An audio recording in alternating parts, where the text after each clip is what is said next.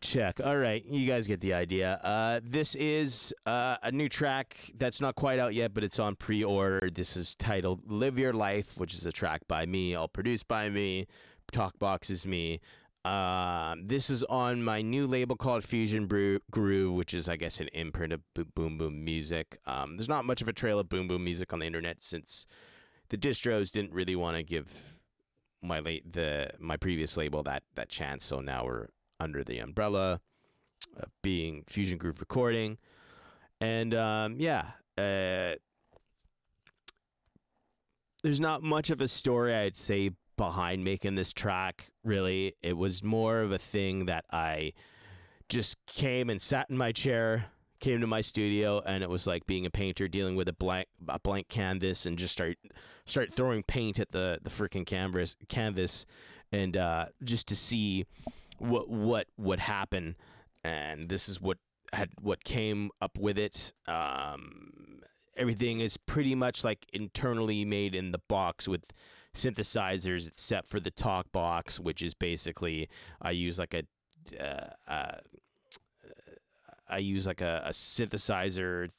Was it a DX7? I'm sorry if I forget all the names. There's just so many things on my mind right now to even remember things. But then I use my Electro Spit, which is like a thing that goes around my neck, and you can even see footage of like David Guetta endorsing this new style of a talk box. And it's just it's a pattern of my sound of music that's been being put out at the moment. But yeah, it's that's about it really. It's just I kind of just came in and just started composing and swinging stuff around, and that's what I came up with. But let's just go into like the meat potatoes of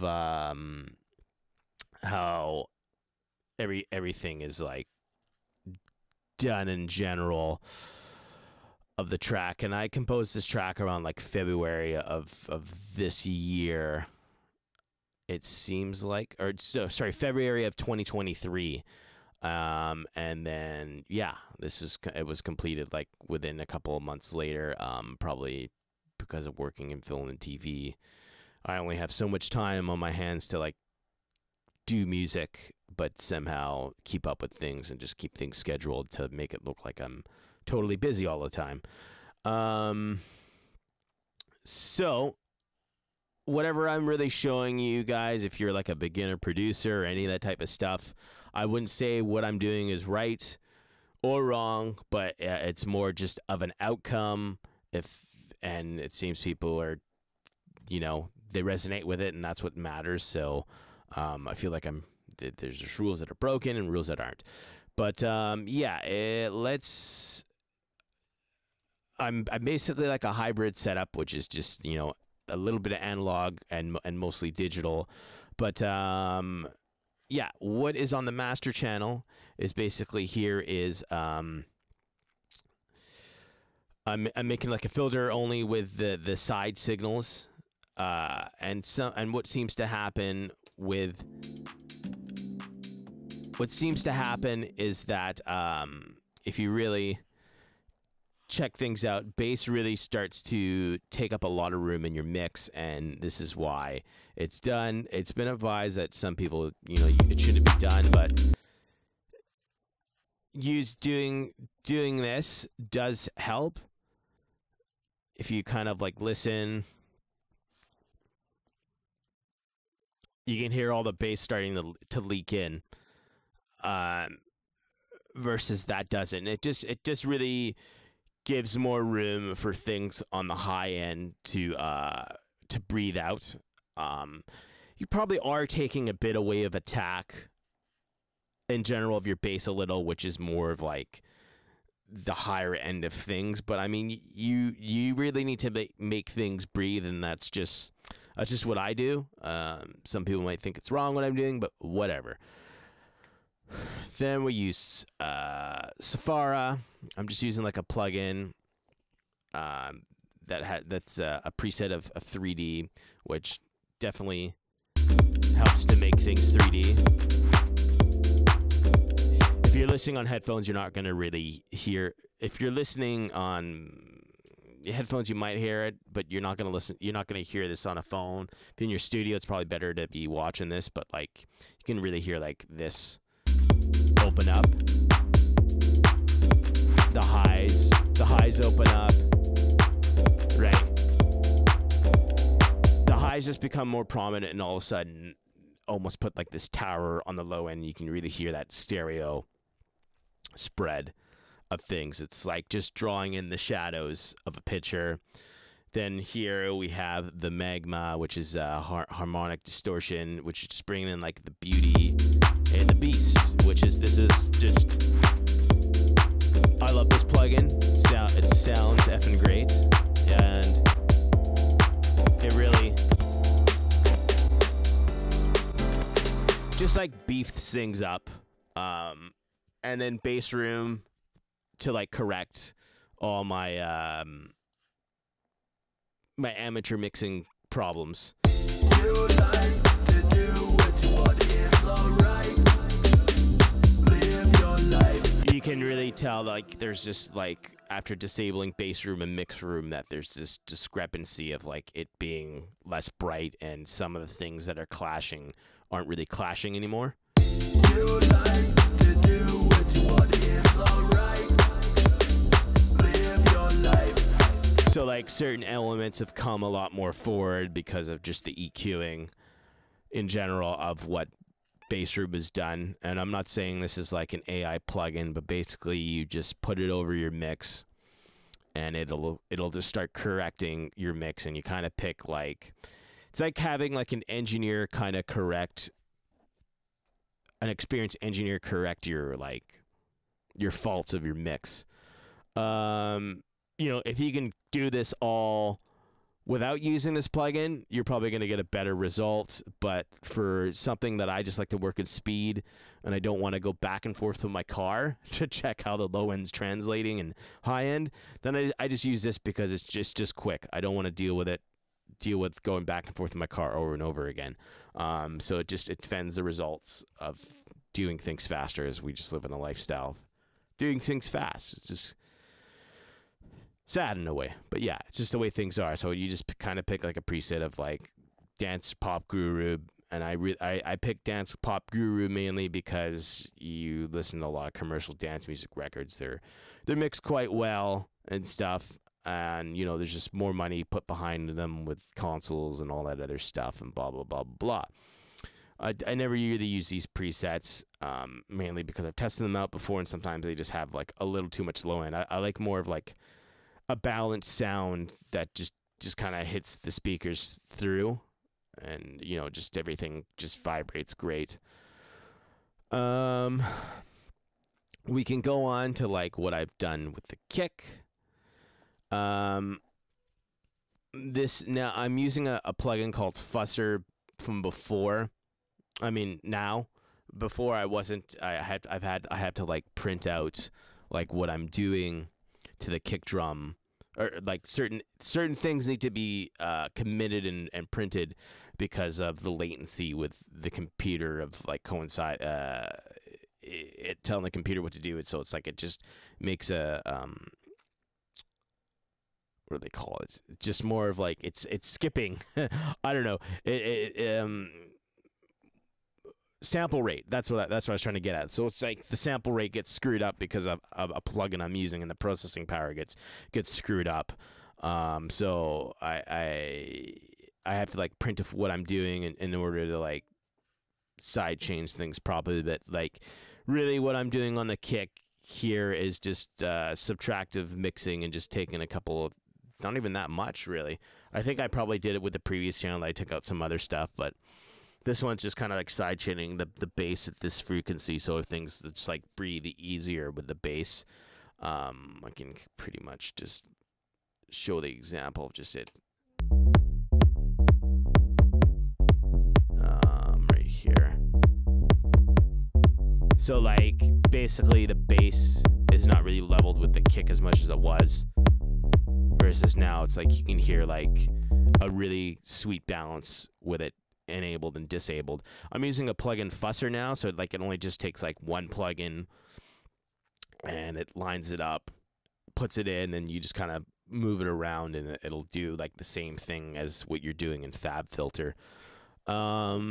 Yeah, so if we move on to, I totally forgot to bring up the other setting that I've used, which I'm using like a piece of analog gear, my Pultec, and everything's going through my SSL mix box, but I'm using like 8 channels and firing them out. But this here is getting channel 1 and 2, which is mostly mono, and it's all like kick, bass, clap, snare, and like anything mono.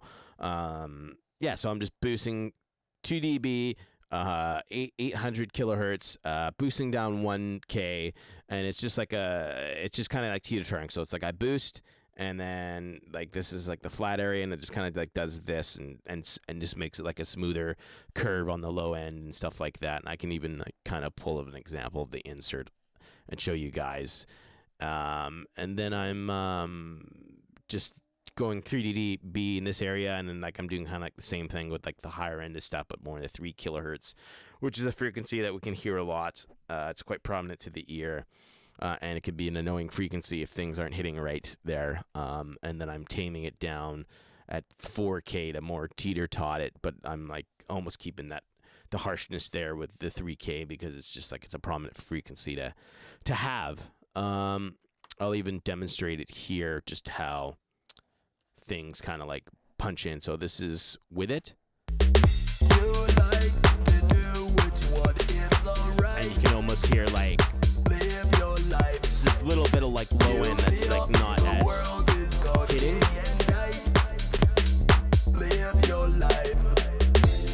It's just like it's warmed things up, and it's giving it a bit of a pounding. That's what she said. Then we're here. We'll go on to like my claps. My main clap here is just I've just kind of like cut everything off at 200 hertz and given it a hump in the area, just so like it gives it more just that low mid attack sound. I'm not advising people to do things this way. It's just how I've done it, how I do it. And then just kind of cutting things down. This is kind of just 1K, so it's just little balancing it down at 3 and stuff like that, and then I'm boosting things up again, you know, just to at frequencies that I want, and giving it a bell curve with the Harrison. I do like to use analog emulation plugins when boosting. When I'm cutting, I'm using FabFilter, but when boosting, I'm always trying to pick like an analog emulation, because it has more, per se, warmth, they would say. And we're just using the LA2A, just pulling back some compression. It just does great on claps. You can just hear it being filled out.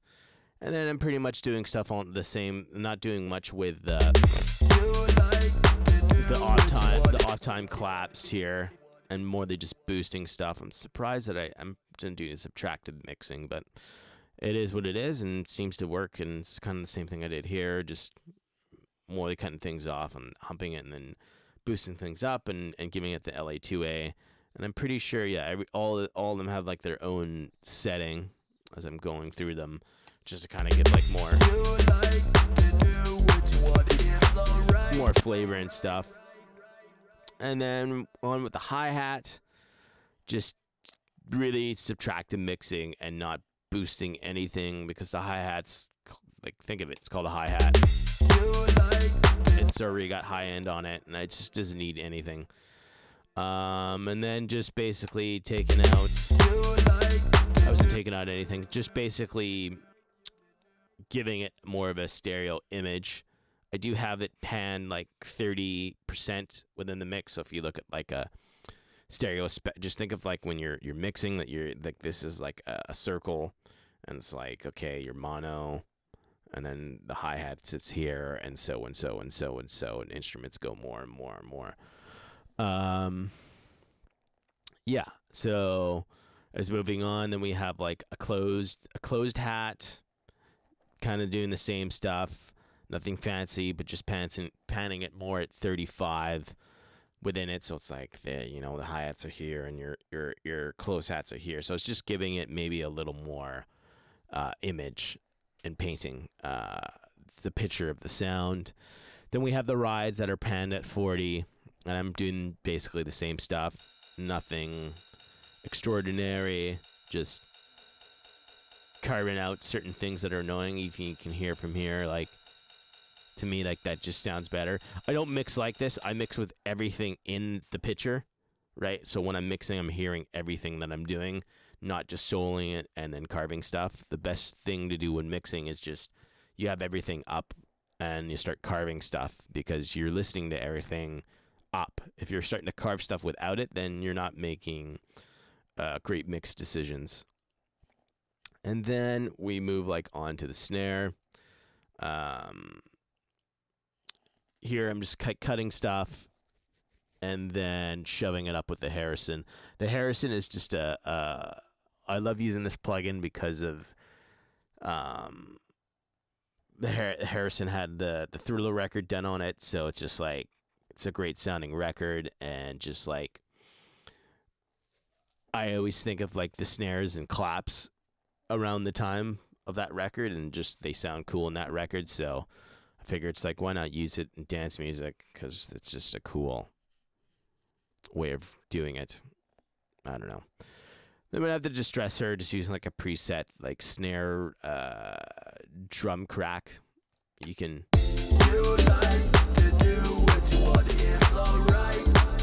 you can even hear like the snares just out of the mix versus like with this. Yeah, everything just opens up the snare. It's like a shit.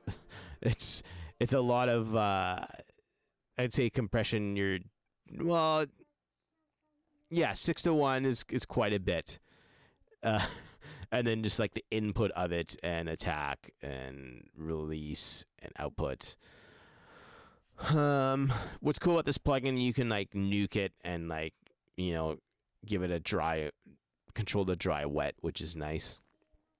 And then I'm just using a pitch on the snare here at the climax.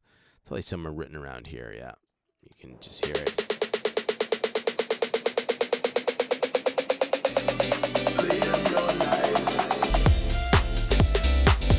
Yeah, and then we have some drum loops. These are like some spliced drum loops that I always just use them because they're great. They give the swing that a track needs when you're making it, right? And they just sound great. They just sound great, right? Like these drum loops just fill the track and give it more movement.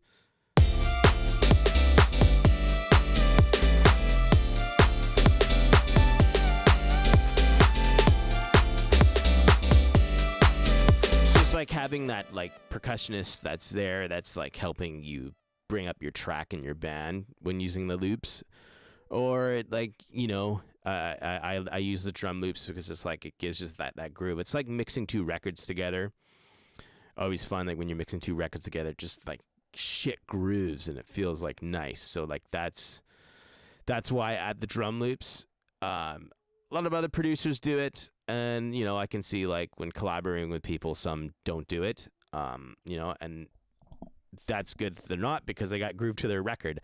I like to use it because it's just, like, a quick hack of getting a groove, and I saw that Avicii did it, and I see that other producers do it, too, and basically, with those samples, I just cut off, like, the low end in it.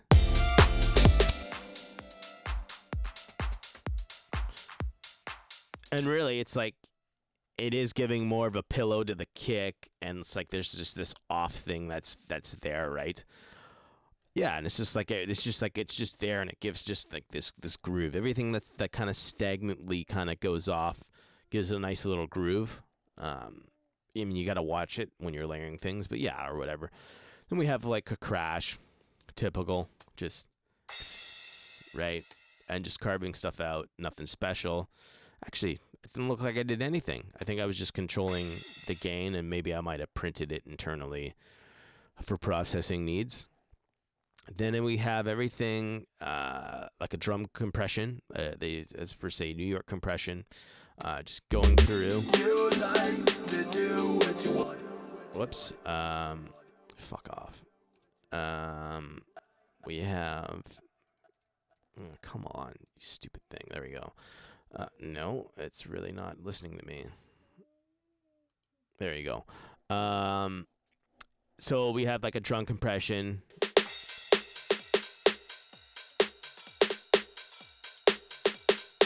So like that's with it off, and it's basically, it's just like a stereo part within it. And what I'm doing here is I'm basically cutting off the side frequencies so that we have no problems within the actual mix, and just cutting everything. And then after that, I'm adding the API, just a preset of drum bus, which is like basically, you know, compressing the shit out of it and giving it more of a cool spread.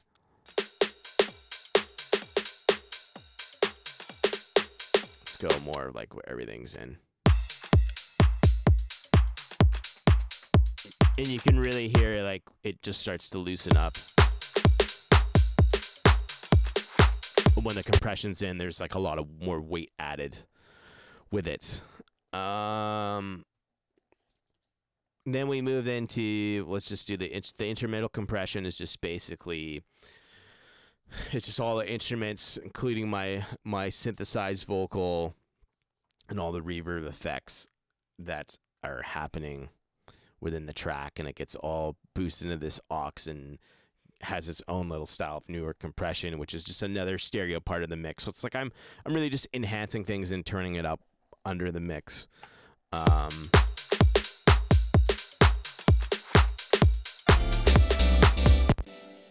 Yeah, so like everything's just getting more enhanced. You can even just, you can go for a little.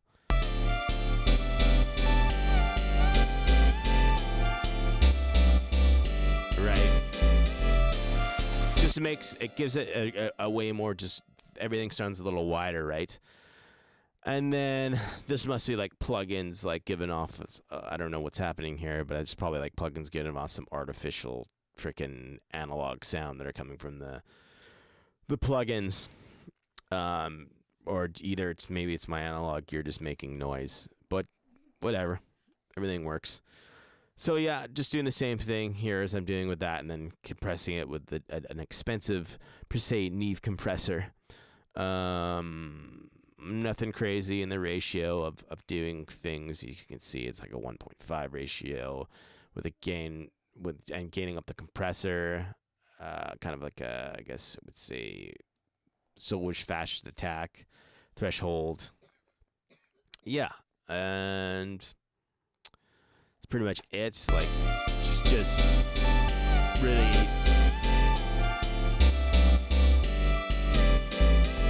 You can just hear that compressor filling things out, right? Just.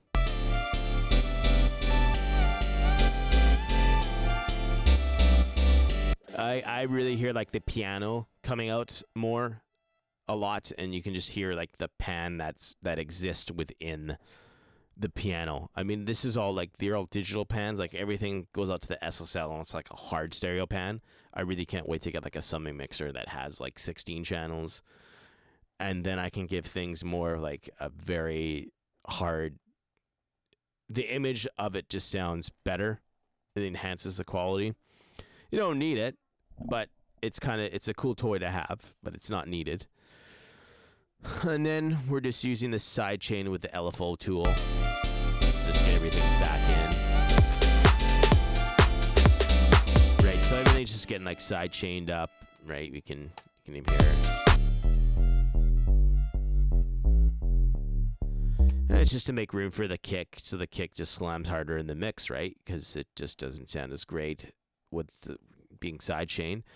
And then we're just kind of just boosting things a little, and just taking out like the stereo sides of within the low end here. Excuse me.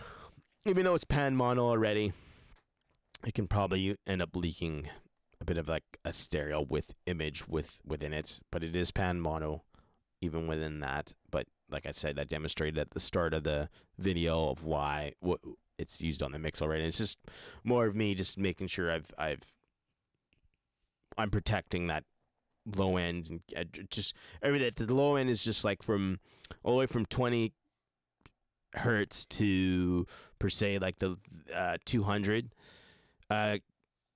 kilohertz. It's like it's only mono within the frequencies of like EQing and stuff. That's what I want to make sure. And then on the bass here, it's like I'm also using a thing called the plugin is called, oh geez, I had to print this plugin, Parallel Aggressor. So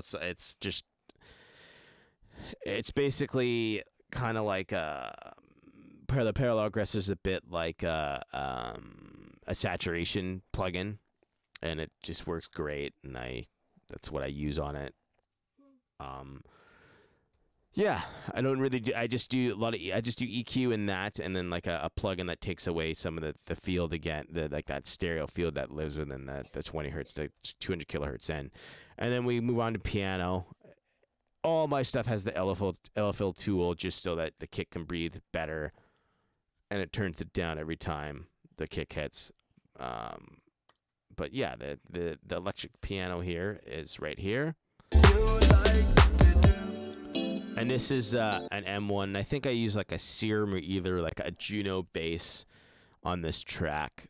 But here, most of these are M1 sounds because it's just like it's the great sound of like 90s house and back, I find.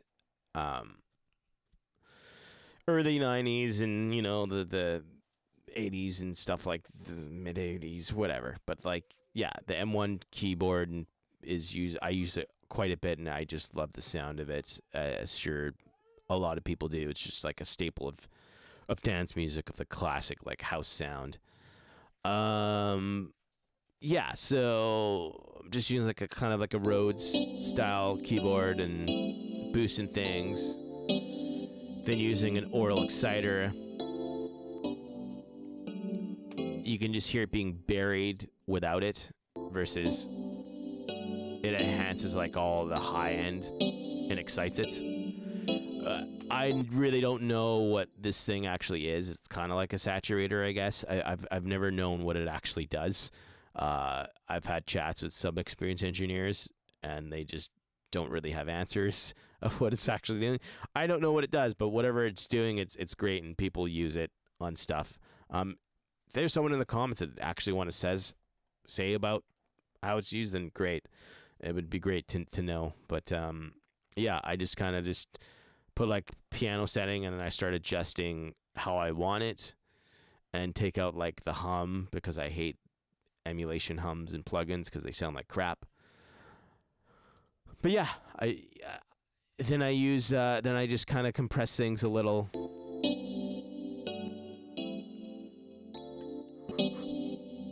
You can just hear the body like come out more on the keyboard when adding that Fairchild.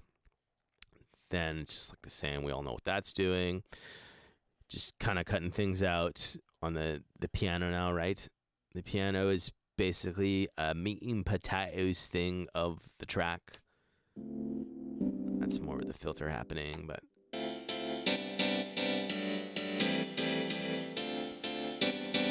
using the Hitsville plugin. So this is like a Motown like EQ.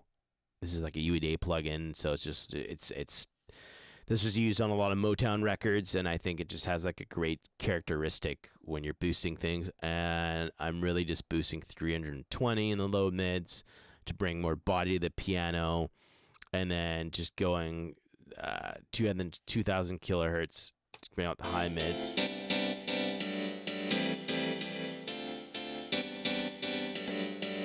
And you can hear when adding this EQ, if you're watching, it's giving more body to the piano. And then we're using an Aural Exciter again. You can just hear it sounds like shit without it, right? Versus you add this, it's just all of a sudden blown the shit out. Like it's doing a lot. If you really, it's just transformed it, right? No, I'd advise whenever you're using things that you're be careful how your things are being cooked. And you can tell that like I'm really turning this thing up and cooking the crap out of it. Um, it's just something you got to be careful when doing it. To me, it sounds good. I'm sure like the outcome of it sounds good. People have not really said. I don't have enough producer friends to be like, I don't know about your piano, man, but it kind of sounds like shit. But no, I don't have enough producer friends to really tell me like what it is. But to me, my ears, it sounds great, works great. Then we have here the Fairchild, right? Just kind of giving it a light compression.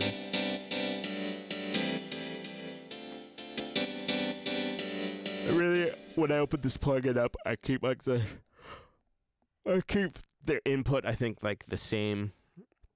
And then I just have the tack release area just right at 1, and then I start playing with the threshold, and just right when the needle starts to tickle, I'm happy with that. And it seems to just, whenever those big stabs are happening with the keyboard, it's basically pulling it back, pulling the decibel back so it's balanced with the rest of the piano.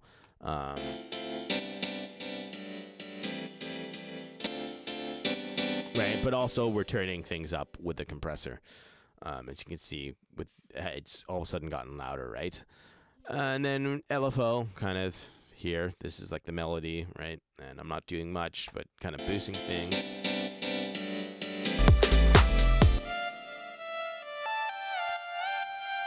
Right, and compression.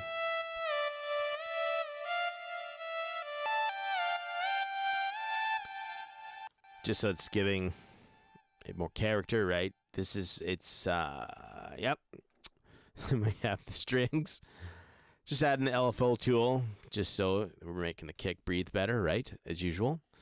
And then we're kind of like boosting things. I feel like I probably either was maybe getting lazy, but I didn't. Let's see. Doesn't really seem there's like commitment prints, but I really was just kind of boosting things with FabFilter just at one spot, figuring, this is kind of good enough. It sounds great. It does. There's like no need to do tons of work on stuff. Like if it's sounding good and you can it's all about making like mini improvements. It's like cooking, just adding like a little bit of salt and pepper, and you'll get the job done, rather than like you're adding pounds of salt and pepper, right? You want a healthy thing to the ear rather than too much of a processed sound, right? Then you start delivering McDonald's to people's ears, and it sounds like poo-poo. It's a really stupid metaphor, but whatever. We have like the risers, just typical effects that are used in dance music or any other type of music, just to within change-ups to know that you're in that area, right? And really, I'm not doing anything to them. I'm just shaving off like the low-end frequencies. And then we have like the impact one. This is for more like after the like climax, I'm sure. Let's see. Like, boom.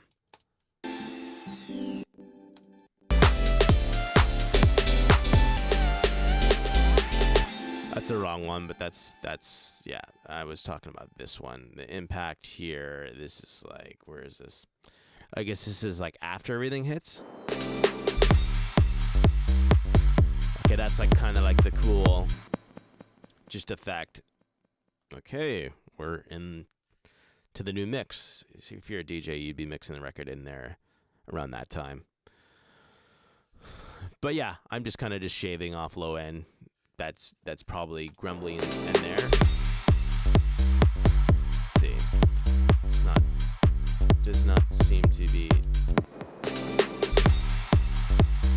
It's not showing me what's going on. Let's see. It should be. There we go.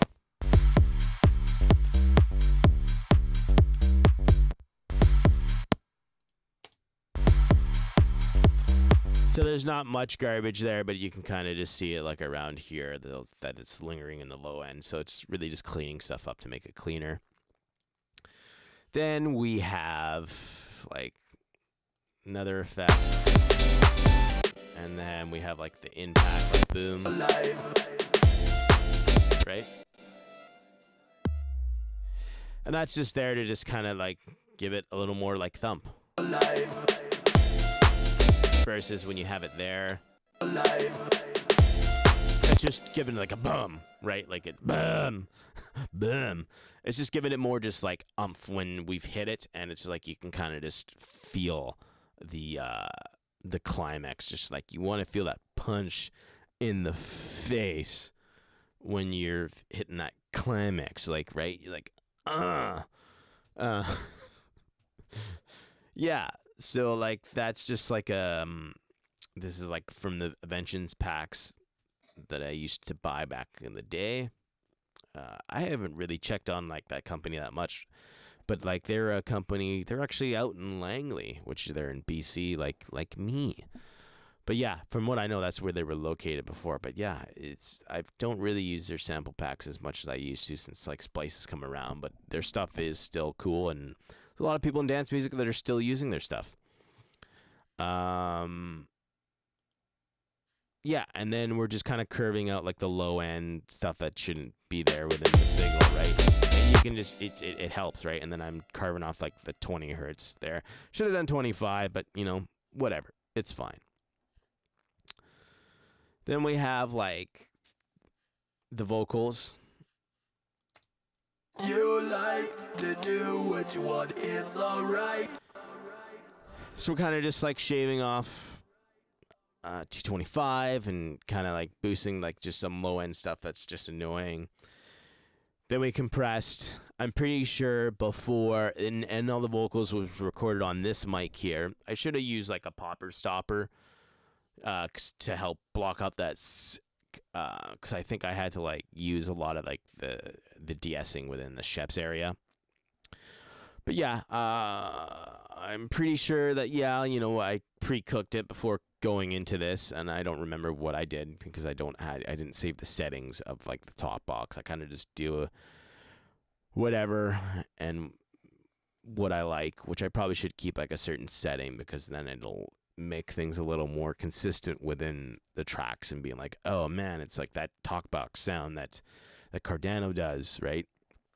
But I just kind of like building things over and over again somewhat. As I talk about time constraints. Bleh. But yeah, and then we're kind of just using like a heavy saturation within a Sheps plugin. I love this plugin. I haven't stopped using it since I've got it. Sheps is a pretty like all-star audio engineer. But yeah, I use the pre of just saturating it and just hit it halfway. You like to do what you want, it's alright. That's like without it. Live your life. With it, just gives it more weight. And then using two de-essers, some at the 6K region and then 2K region, and it really helps with. You like to do what you want, it's alright. Live your life. You can hear like the harshness going away.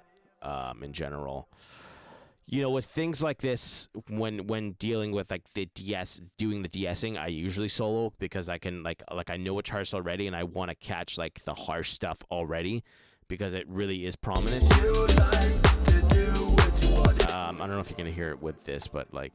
You like to do what you want. It's alright. Yeah, you can totally like hear that. It's really harsh, as in like this minor probably harsh now. And then using the EQ on this, I'm not sure what like the emulation of this EQ is, but I would like to think it's a Neve. It's not.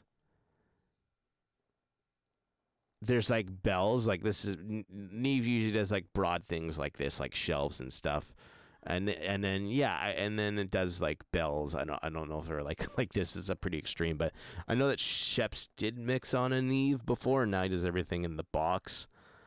But yeah, I could be totally effing wrong of what this emulates, and then we're using like a FET compressor. Yeah, we're using a FET compressor and just kind of going like 2 to 1, and then a fast attack, slow attack. And yeah, and that's like the meat and potatoes of the vocals. To do what you want, it's alright. And then the harmonies. Live your life. You feel the world is got And then the low harmonies. You like Or highs. to do what you want, it's alright. Live your life. You feel the world is got day and night. Live your life. Harmonies are really fun. I love them. It's like just trying to like coincide things together and make it sound like cool. I don't know. And then we've printed with the effects thing, we've printed everything all into a stereo mix and just give it more like just ear candy stuff, right? It's alright. Your life. You feel the world is got day and night. Live your life. Yeah, right? And then we have the Lexicon reverb for the vocals, just a preset with the UD plugin. Sounds pretty cool when it's there. Like to do what you want, it's alright. That's without no reverb versus that helps. You feel the world. And then just taking out low end, so like the high end breathes more of it, and then compressing, like I guess parallel compressing. So like when a vocal comes into this compressor, it's like turning all like it's compressing the reverb or whatever. So like the vocal like hits forward more, and the reverb like turns up in areas. It's alright. Live your life.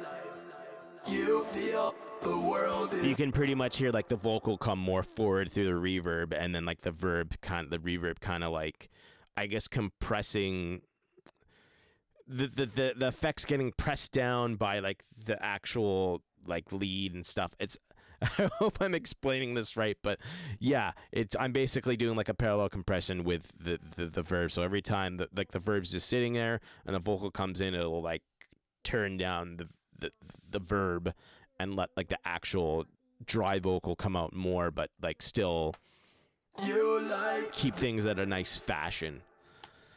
You like to do what you want, it's alright.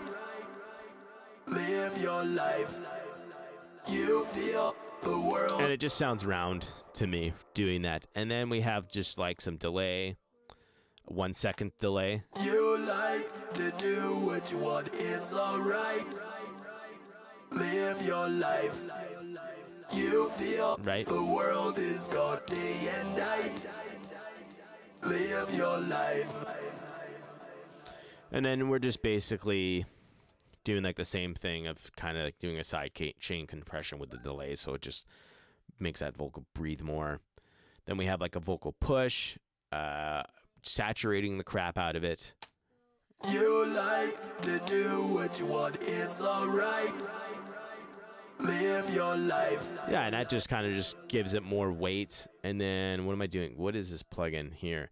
It seems like I'm de-essing things again,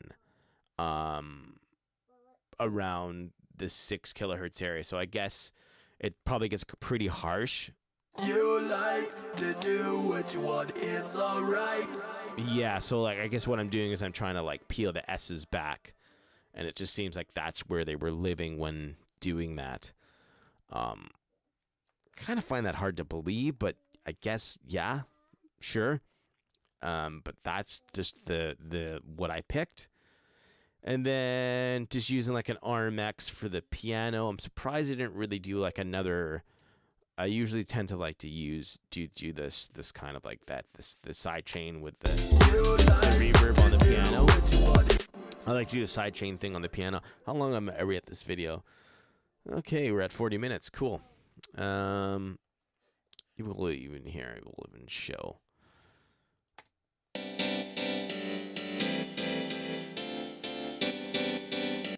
Yeah, so you can even just tell, like, here. Really, it's just the room's just giving it more space. I pan everything out wide because, like, most of the things that I have panned, like, all the main instruments are, like, 95. And then whatever is left in the spectrum, everything like effects, like reverbs, I just pan them out wide because you want your effects to kind of just live in the back. That's just my opinion versus like you could pan your reverbs and stuff a little more like mono, which I do at times. Like I use like the Hitsville plugin every now and again, and I'll do like panning things. I wonder if I did it here. Probably didn't. But yeah, like the Hitsville has like a thing where it's like you can pan things left or sorry, mono or stereo, and I tend to like to do it with like you have a like lead vocal, and then you just kind of pan it out stereo. You'll see in future tracks that I've done where you'll see that, and I'll demonstrate that in general. Just giving up all the secrets, right?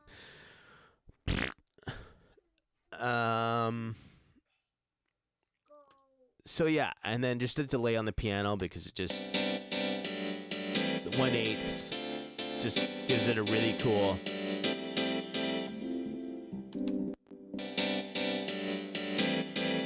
It's just more ear candy, right? Without it, it's nothing. And then the melody is just giving pretty much like a 1 second of a note. Let's see, where is this thing, right? So.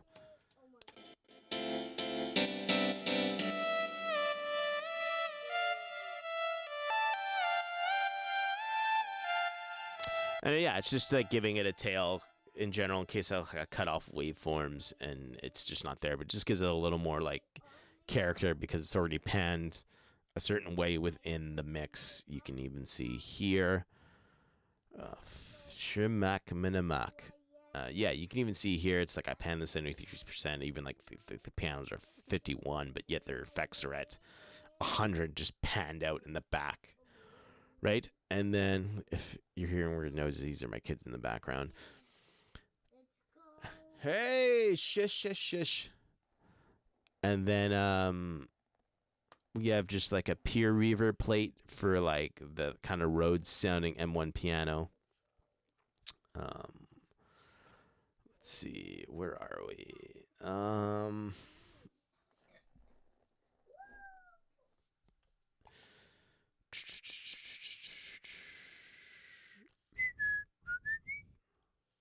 Oh, right here. Sorry.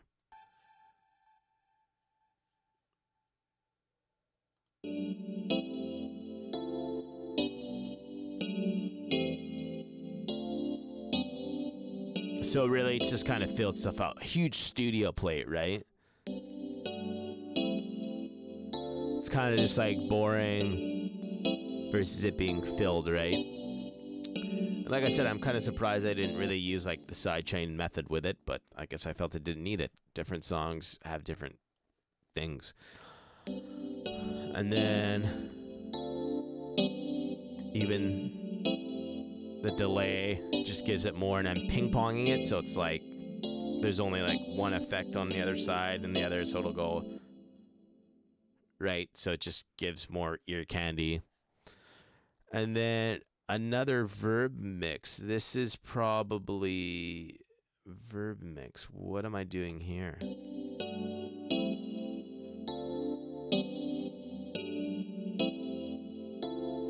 Verb mix. Let's see. Okay, so the vocal is going in that again. So it's surprising because I'm already using like a reverb on it already. So I guess I used 2 reverbs. I don't know why, but I guess it was something I thought was a good idea. And this second reverb is used more on the vocal, I'm pretty sure. The world is got day and night. Yeah. Live your life. So I think I used this as like my main reverb, and this was like my secondary reverb, which also didn't get put into parallel compression. So I don't know. Really, it's just some verb that just sits there as like extra noise. But yeah, and then I have like the levels plugin, which is just telling me like how I'm hitting the mix and like if I'm doing things a certain way. So like it's telling me if the mix is punchy. And you can even see that with it staying green, it's like staying punchy, and then as the colors kind of change, it's getting less punchy.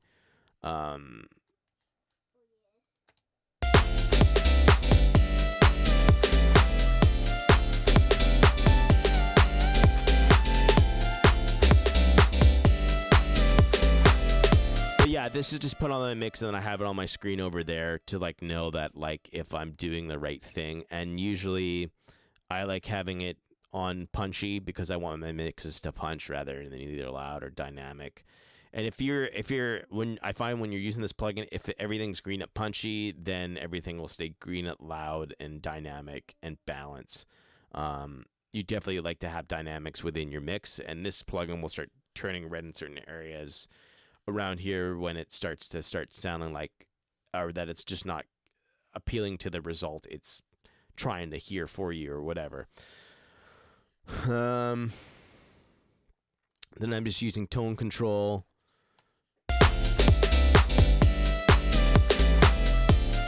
And with this plugin, you want to make sure you're just kind of like hitting in the middle of the best, because it's just like your crest factor and all that stuff, and it'll basically say that it's like, yeah, based on your low frequency band. It's just like if it's hitting like in there, it's starting to sound, it'll sound decent around. If you're in here, it'll sound decent around in most systems, versus like if you start going too much to here or there, then you're not, it's just, you might have a problem with things sounding good, right?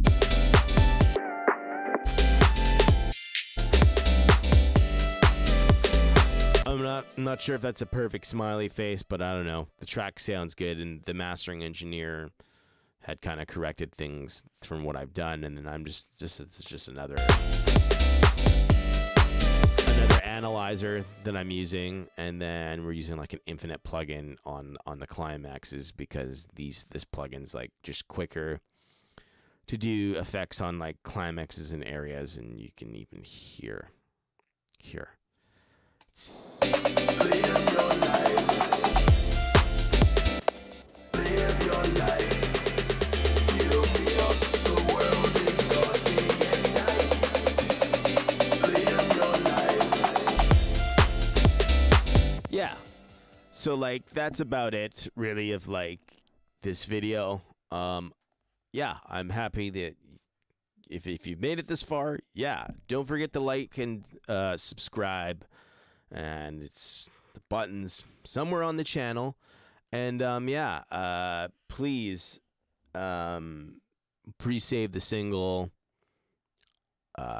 give it support. I would really appreciate the support on it. Just add me on other platforms. I appreciate it all, and I hope you enjoyed this video, and I'll see you on the next one. Bye.